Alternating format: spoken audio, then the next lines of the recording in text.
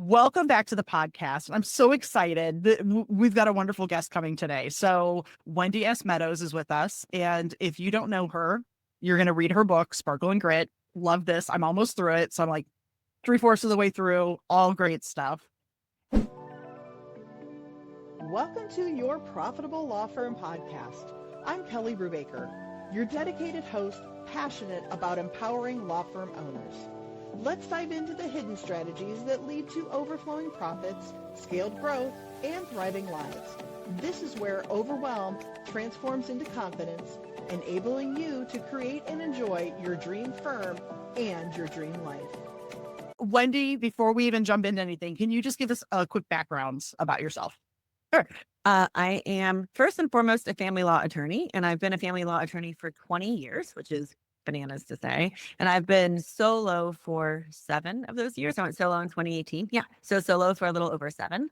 And in addition to being attorney, I'm also a coach. So that started off as a health and wellness coach. It grew into being a coach for burnt out lawyer moms, which I still do, but that has now grown into more law firm consulting and coaching.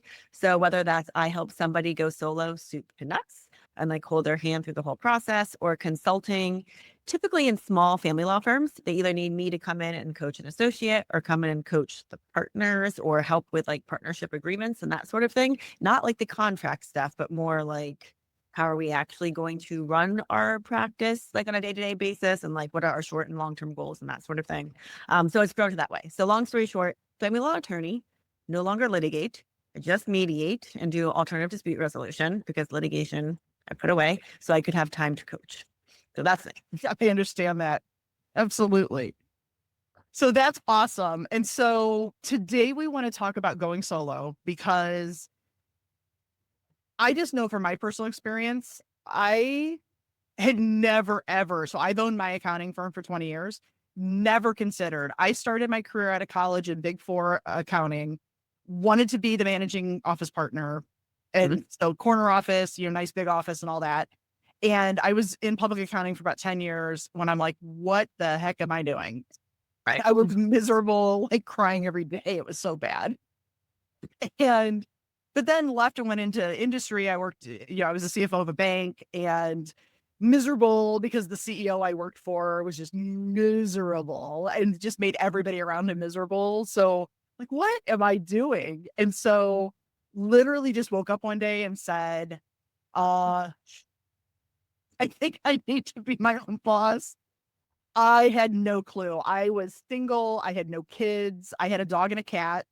And my parents freaked out. My parent, like blue collar family, dad was a fireman. My mom worked retail and she didn't even work until my brother went to school. She was a stay at home mom for a while. And my parents were like, how are you going to pay your mortgage and health insurance? And I'm like, or no, worst case, I'll move back home.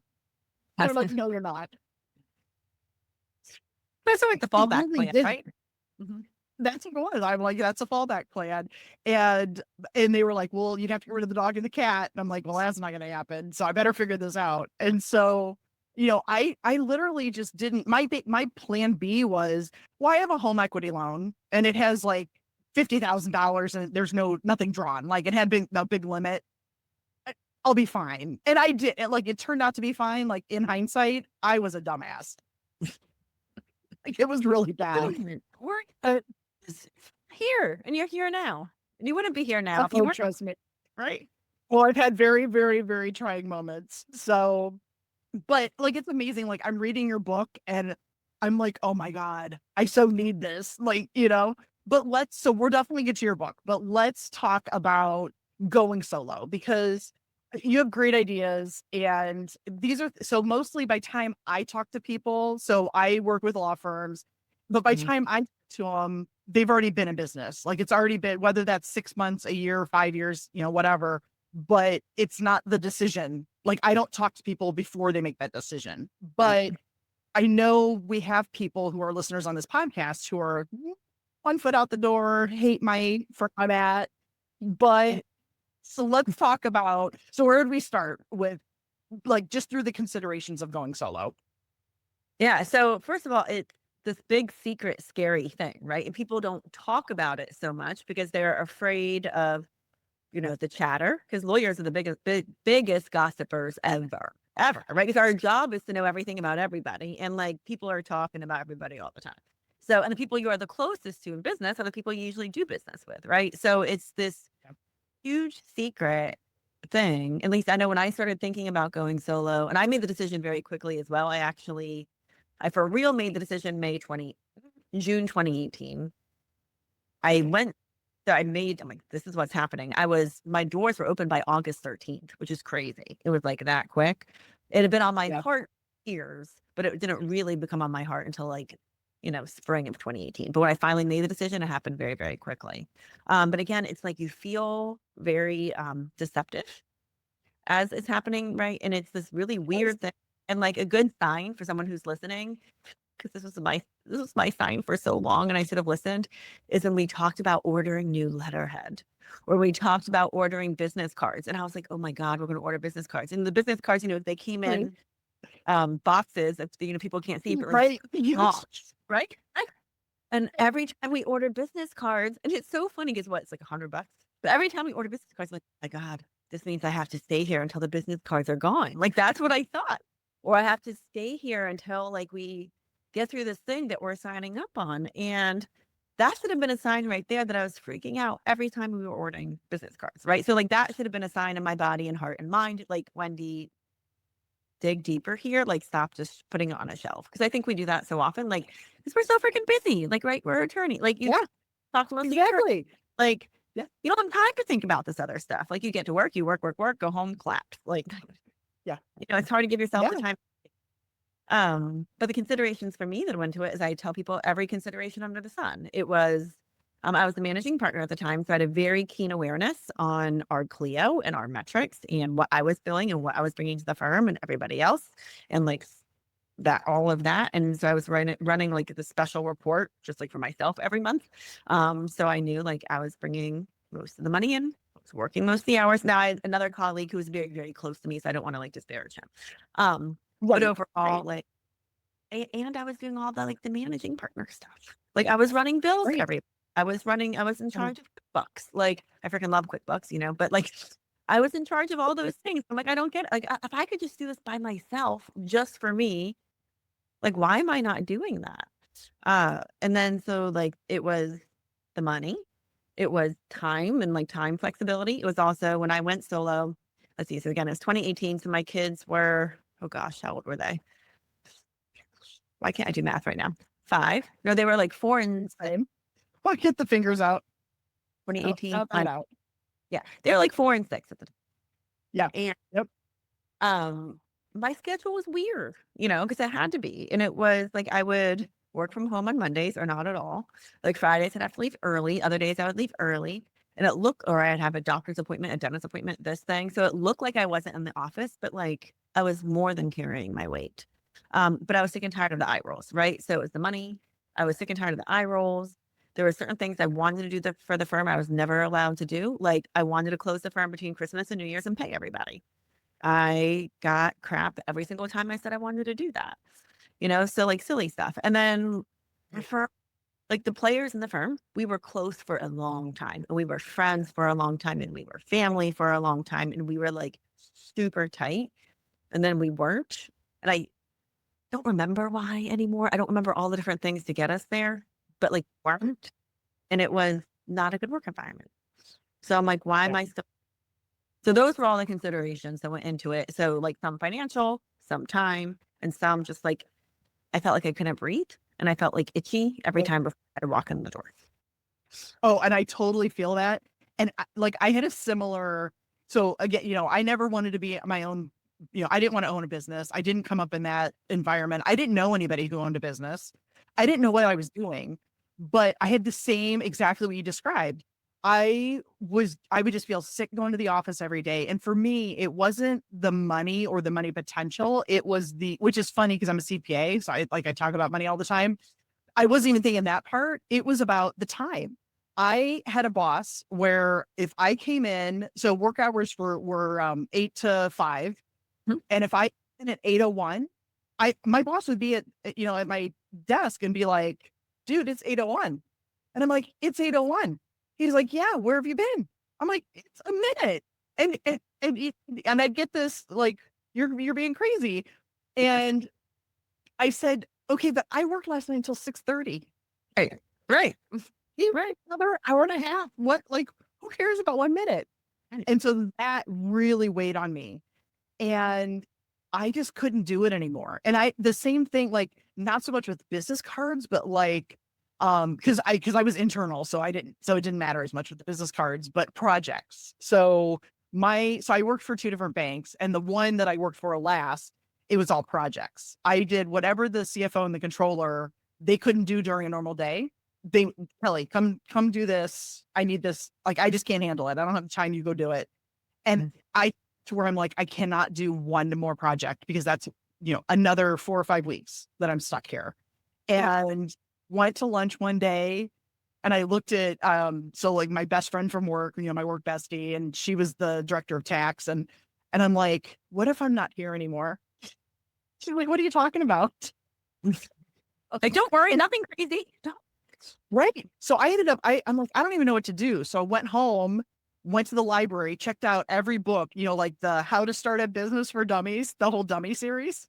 I love it. I love it. That's amazing. That's so smart. Started taking the bus to work because I lived about 20 miles from the office, and there was a bus it started at like 10 minutes from my house. And that gave me the ability to read. So I could sit on the bus. I would take a notebook and a book. I'm sitting there furiously taking notes of what I need to do. I mean, it was just crazy, but it's exactly what you're talking about. It's that gut feeling of I'm not in the right place. The environment was bad. Work morale sucked. And I had my work friends, but it's not the same. Like, and there's considerations. Like, there's days I've struggled because I've gone from being on my own, just me, and then I've had staff in person, I've had staff remote. Like, it's kind of changed and evolved as my firms evolved. And so there's no perfect, like, nothing's ever perfect, right? But I feel so much better having more control over what's going, like, through all the stuff. But tell me, so I'm curious, like, so I would have moments of panic because I'm like, oh my God, I don't know what to do. So talk about, so we go solo. So we finally make this decision, like, we're going to do it. So what are things we need to prepare? So it's one thing. So, and I did the same as you, like, once it was like a green light in my head, I think I set up my LLC, had to get the logo. Yeah, that's That was like the first thing. And so did all those things. And then I want to say within maybe 10 weeks, I turned in at my job. It was just like, I'm done. Like, it was pretty right. Because I was it. I made the decision, wanted to run with it, but I was still not prepared. So once somebody has that, like, the gumption, we're going to do it. What do you say? Like, let's talk about, what do you recommend getting prepared to make this a good, solid start? Yeah, I think the good solid start is to really know your numbers and your time. So, okay, what exactly do I need to bring in to feed my family, right? What am I making now? How does that translate? And then thinking of, like, okay, it's built, attorneys billable hours. Okay, if I need to make, let's use pretend numbers. Yep. Like, if my salary right now is $100,000 a year, like, what does that mean in terms, like, how can I still make that but have my own business? So, like, having a spreadsheet, and I made spreadsheet after spreadsheet after spreadsheet of, okay, potential rent, malpractice, what it would take to travel to different, like, conventions, like office supplies, like everything I could conceive of. Like, I made this spreadsheet, figured that out, figured, how I'd pay myself, like what would go into taxes, what would go here, maxing out my 401k, like all that. So, like, a lot of spreadsheets. Yep. And then in that spreadsheet, figuring out, okay, well, how many hours per year do I need to work to make that happen? What does that break down per week, per day? And am I doing that now? So really getting clear on what my future spreadsheet is going to look like, my budget, so to speak. And also, well, what am I doing now? And what I found, and I'm sure anyone listening to this will find, holy cannoli, like, I am doing double what I am doing. Like, I am doing double now what I would need to do as a solo to make the same amount of money. So that's where the wheels start turning. And that's where the wheels started turning for me. I'm like, wait a second. I could do all this for me, because even like the management stuff will take a third of the time less, because I'm just managing myself. I'm not managing other partners and associates. Oh. So I think the spreadsheet, really comfortable with spreadsheets, and then also getting comfortable like looking at your clients and looking at your book of business. I would say family law attorneys probably have one of the easiest times going solo. And I say that because our clients choose us for us. They want us. They want the person, not necessarily the firm. Right. So it is, of the people I have coached and helped go solo, family, like the people who've had the easiest time, family law attorneys and also like special education attorneys. Again, it's like that client you have the relationship with, it's still ongoing. I also try not, when I went solo, I did my best not to leave mid trial or like before a trial. Right. So I was also waiting for that. Now, what I would tell the person, I'm like, who the heck cares? Go, like, make the money for yourself. Right. Go make the money. Or midwife. Right. So I would say really keen understanding the numbers, like what you're doing now. Because some people I talk with too, who want to go solo, have no flipping clue what they're doing. They don't understand the money or the time or anything at all. And they might not have a book of business. And my suggestion to them might not be to go solo. It might be, let's got some other things that might help you in your practice before we make this leap, because I want you to be successful. Right. But I would say those are the two things. No, and I agree. I mean, and I see it, like I said, I see, I meet people after they've already owned their firm. And so it's different, starting point from our relationship. And yeah, those are, I mean, because I know for me, I just like jumped. I had one person who was like, yeah, if you have your own firm, I'd hire you. And it was nowhere near what I needed. And it didn't even occur to me like how much money I needed to live on, not, let alone make a profit. Right. And I love that you pointed out, saving for retirement, because often somebody will come to me and they're like, I'm struggling, for however long, like I've been on my own, whatever, I'm struggling. And I'm like, okay, well, what's the problem? Is it that you don't have enough leads? Are you not converting them to clients? Or do you have the clients, but they're not paying? Or, what's your billable rate if you're billing by the hour? And so, it's one of those things. So I'll say, well, how'd you come up with your billable hour? Like, if you're billing by the hour. Well, it's what my last employer, like the last firm I worked at, that's what they billed me at. And I'm like, bump that up. Exactly. I'm like, two things. They didn't value you. And so, but is it, evidence that you're on your own? And you are valuable. Okay.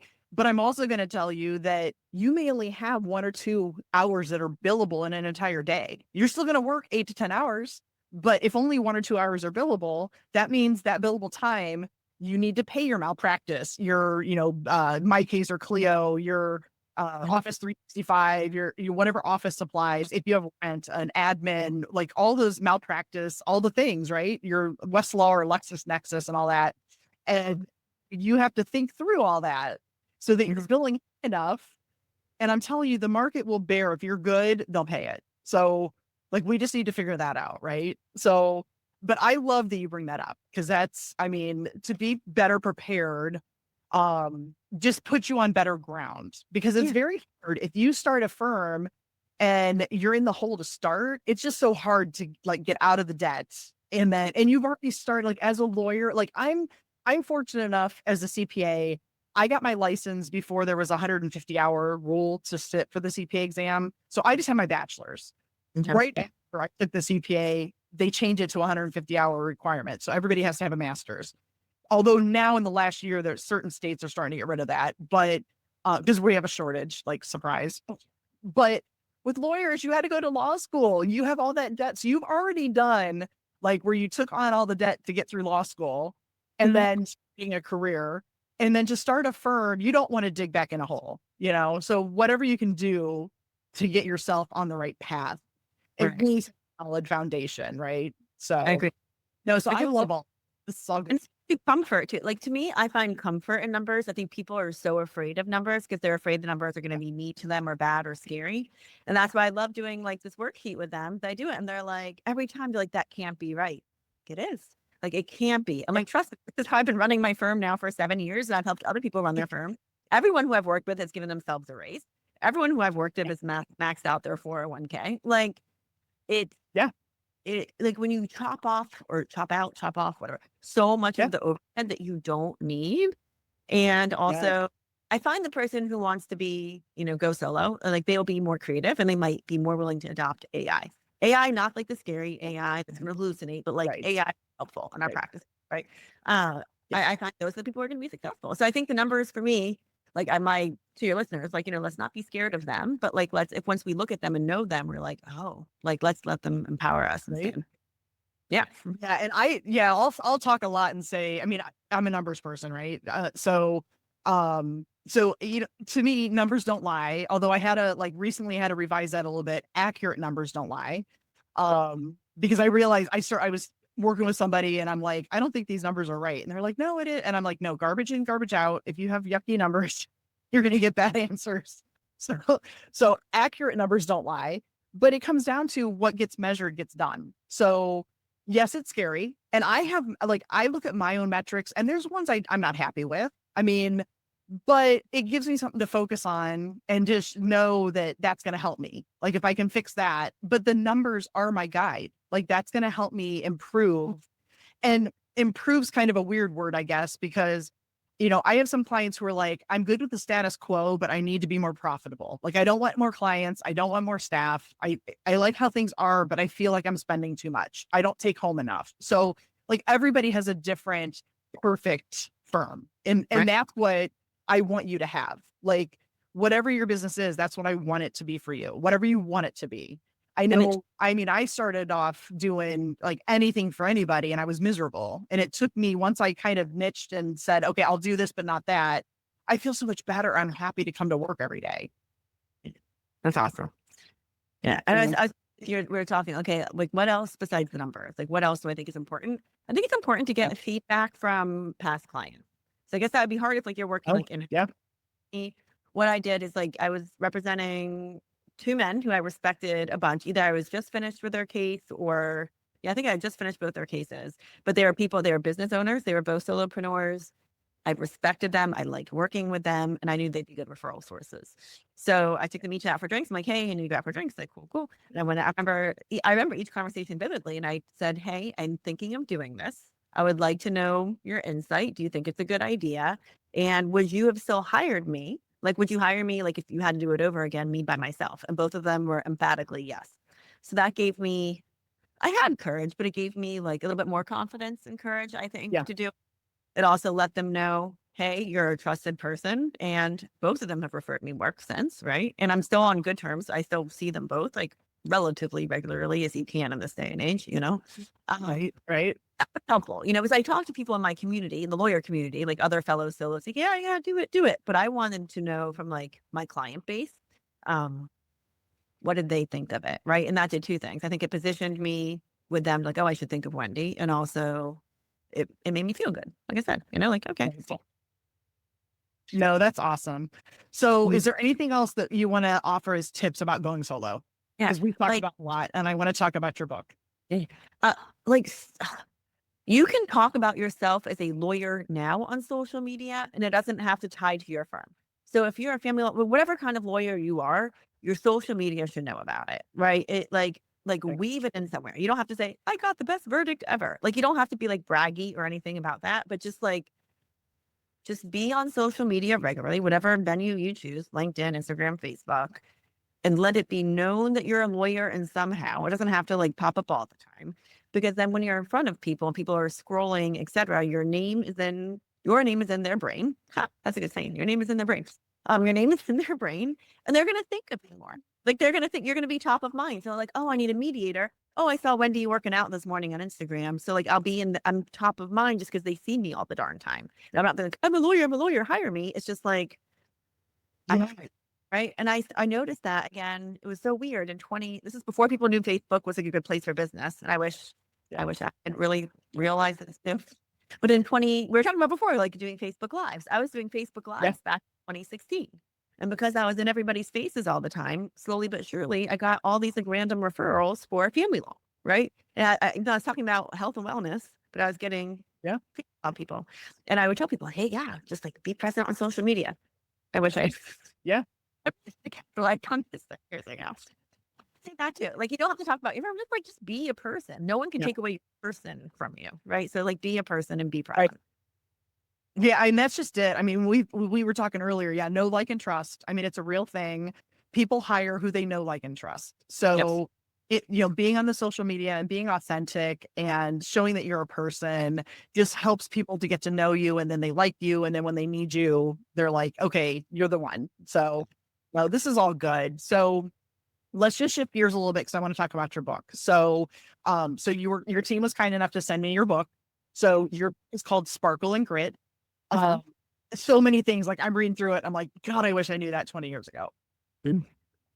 I think it's awesome. So at what point did you realize the book was in you and that people needed this framework? Let's see. February of 2022. Well, I knew a book was in me in October of 21, and that's when I met my book coach. And he was talking about his third book he wrote. He wrote How to Write a Book like How to Write a Book in 30 Days or something was the book he Okay. wrote. Is lead magnet now to help other people write their books. And he's fabulous. I would highly recommend him to anybody. But then I was like, I want to write a book. Like, what should it be? And I'm like, oh, and like I did a lot of homework, right? There's a million different books I could have written and I still have it. But this one felt the most true to me and like that needed to be written at the time because I wanted to help Wendy in 2015. So if I could like go, so I wrote the book in what, 22. So if I could have gone back 7 years and be like, you're okay, you're fine, you're going to get out of here. Like you're going to get out of this like gray place you're in. And here's the handbook on how to do it. Like that's what I wanted it to be. So I didn't want her to feel alone. I wanted her to know that there was a way out and with some sparkle and grit, like she could achieve what she wanted to achieve and just like pour into her a little bit. 'Cause I know if I was feeling that way, many other people are feeling that way too. So that was when and why. No, I love that. And I love the description. So sparkle and grit. So sparkle is representing joy and creativity and being authentic, where grit is the systems and the structure and the discipline to be able to grow, right? And so yes, I just love the two, exactly, symbiotic, right? So you just grow, like, as one improves, the other improves, and then they feed off each other. And so I love that the symbiotic relationship there between the words. So you talk about in the book about the repeating cycle. And it's the whole, and I'm reading and I'm like, oh my God. So, you have everything figured out and then life changes and then everything's off balance again. And so, what are like early warning signs that someone's heading back into Oh, burnout? Because it's a big loop, right? And I don't yeah, think you would need it, but what can you do to prepare for it? right. And that's like so many topics, like in that last two sentences, it's so many pieces, right? Because it's like burnout cyclical, right? Burnout is cyclical. And then, but I want to talk about two pieces, the burnout piece and also the Groundhog Day piece. And it's almost like two different. So Yeah. burnout is like I hate the definition. It's like the World Health Organization has defined burnout as an occupational syndrome, defined as like chronic workplace stress that has not been successfully managed. I think that's a really crappy definition because it's like burnout, It we all is. know more than just work. It's everything.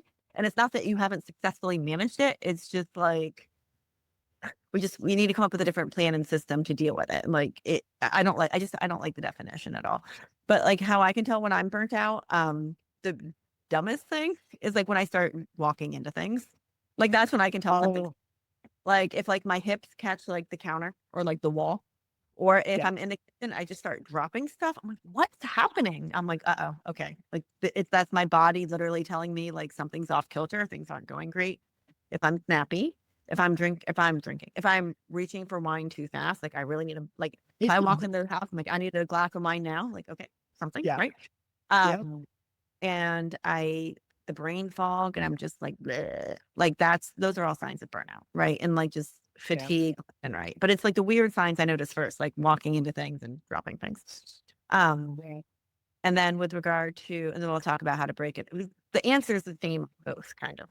And then with on terms of Groundhog Day, like and it's funny when I wrote the book, as we were talking about a little bit, when I wrote the book, I thought I had it all figured out. I figured it out with a morning routine. It looks this way. It's great. And then everything's fine once you develop this. And now I'm realizing, it's a couple years later, well, Yeah. sort of, but your morning routine changes too. And that's okay Yeah. because like life changes and circumstances change. And now I realize, really, like to be dead honest, is I took all my, and I still believe in a morning routine. I still believe in it. But like, I realized I took my perfectionism from working to being a perfectionism with my morning routine. And it served me really well for a long time until I started being mad at myself. I wasn't following it perfectly anymore. And I gave myself a lot of crap for it. And then I realized, oh, you're doing the same thing. Like I've now almost like weaponized this against myself. So I still do morning routine. It's just different. It's Yeah. different. I'm not going to beat myself up. But Because go ahead. so the answer to both is you are going to have these cycles because it's life. You are going to get burnt out again, period. Like I spoke at Clio last month and the weeks leading up to it, I was burnt out because it's all I could think about because I was really nervous and really scared. This is the biggest crowd I would have in front of me in all of the legal profession. And I wanted to do a good job and blow it out of the park. So like that was like in my brain constantly. And just that, like it burned me out, right? Because like it's almost like the computer, like the laptop never shut down. So it's like, Right. oh, right. Um, Right. and same with what's the other one? Groundhog Day. Groundhog Day is going to Yeah. come again. You're gonna until you realize, oh shoot. So the number one thing you can do to beat it is okay. So the short exercise is this: when you wake up in the morning, like you don't reach for your phone, you don't look, you don't start like scrolling or anything like that. But you think to yourself, like, okay, what do I have on my calendar today? Like, what is the number one place where my attention is needed the most? And like it could be trial, it could be a meeting, it could be a podcast, it could be like going to your kid's soccer game, but like just like scanning through, like, okay, what thing today is like the biggest deal? And then you think about, okay, well, when I'm in that, like, who do I want to be? Like, who does Wendy need to be? Like, who does Kelly need to be? And then you like kind of walk yourself like in like a daydream of the ideal scenario. And then you look at yourself like, okay, like what's an adjective to describe her? Right. So in court, it might be unwavering. On a podcast, it could be articulate and confident, right? In a meeting, it could be calm and structured. I don't know, like, well, whatever it might be. And then you carry that Right. adjective Right. with you. And then and then when you're in that moment, all of a sudden you're like, oh shoot, I've been here before. I already future planned for it. You can more easily step into that role. It's like less decision fatigue on who you need to be or being scared about who you need to be. You're just like in it. And then you can breathe easier. And I think when we decide it that way each and every day, who we're going to be and when and why and how, it's like that's what I find keeps the burnout at bay and the Groundhog Day at bay too, because every day is a little bit different and we're looking at this different thing, particularity and focusing on that. And we focus on that and give ourselves like the green check mark. Like you won today. You did a good. Right. No, and I love all that because I know, and you're right, like life changes. So I know for me, years ago, I used to have a great morning routine. And then I became a firm owner and that went out the window. And then just as I was finding a new routine, I became a mom. That changed my routine. Then I had a second kid. That changed the routine. Yeah. Yeah. Like, and then I had a home office and that changed the routine and the kids went to school and then that like, and so like it just continually, and now my kids are in high school and it's even changed again because now my oldest drives. Oh, She's a senior in high school this year. So go like now I don't have to do the we used to take the bus and then the whole COVID thing. We're at the end of the bus route and there was never space for us. So I had to drive my kids to school. And so then the bus line or the car drop off and pickup line sucked. And think, oh, it's so horrible. But like everything just keeps changing. And I keep thinking, like it's got to get better. And this is probably the sweet spot right now because, like I said, my oldest drives. And so I don't have to take them to school. I don't have to pick them up after school. But next year, my oldest will be a freshman in college and she's going away. We don't know where yet, but just not local. And I will have a year where I will have to take my youngest to school. So I have to prepare myself. you Better, can do it. better You can morning do it. routine item. So hopefully it'll be okay because I will only be going to the high school and I think I can drop her off in the back and avoid some of the traffic. But same thing with pickup, like I can be in the back as opposed to the front door. But I'm still preparing myself for that change. But then the year after she has her license and we'll be back to free time. So, but yeah, I try, like I read about morning routines and I'm like, oh yeah, I'm all ready to go. And then something throws it off. And then I'm like, forget it. I'm just done. I like the envisioning part. I like that. I think that's a better approach. Envision what my day would be like.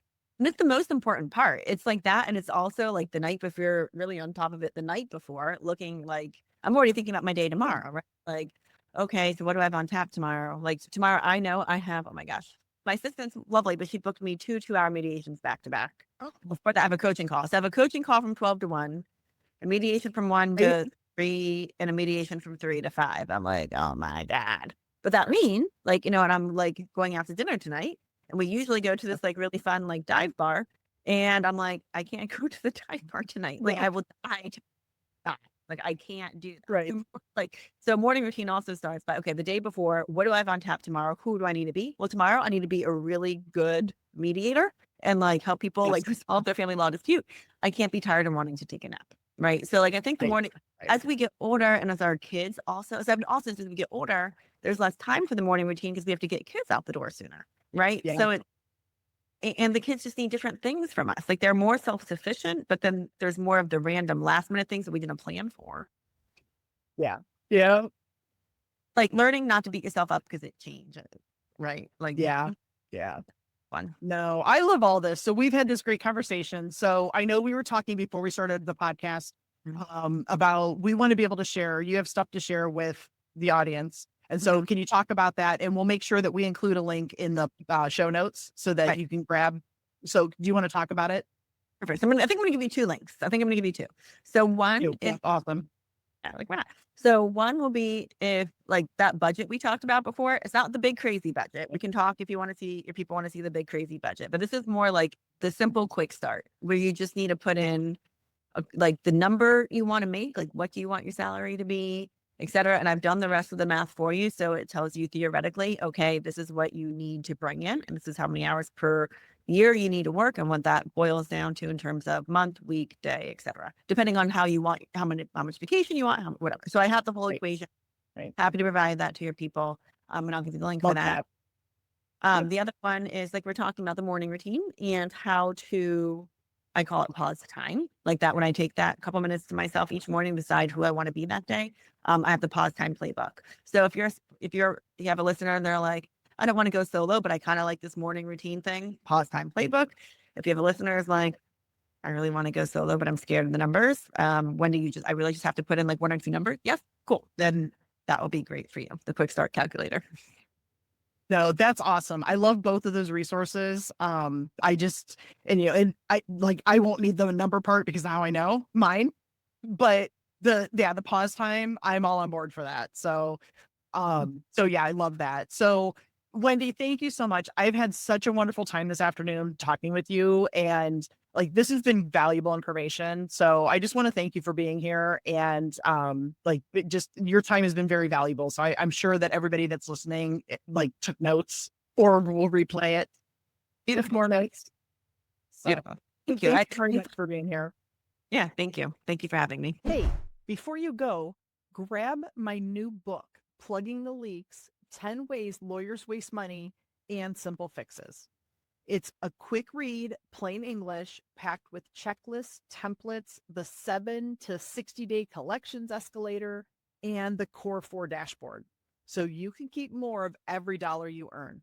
Now, you can order the paperback or Kindle on Amazon, or you can download it for free, the PDF format, using the link in the show notes below. Remember that profit is something you intentionally plan for in the beginning. It's not a potential bonus at the end of the year. Thanks for listening.